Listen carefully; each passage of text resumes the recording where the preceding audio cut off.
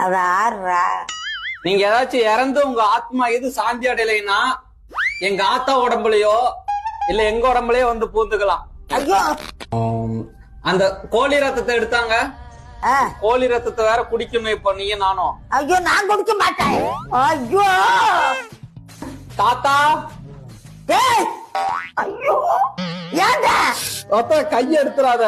எங்கடா தாத்தா கூப்பிடுறாரு. ஐயோ அது ஆறுறா தட்டுறது. பின்னாடி மட்டும் திரும்பி அதாவது ஆறு தட்டுறது.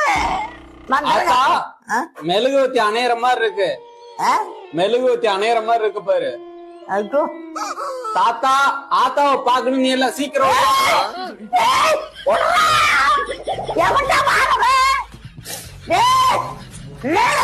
தாத்தா சீக்கிரம் வா.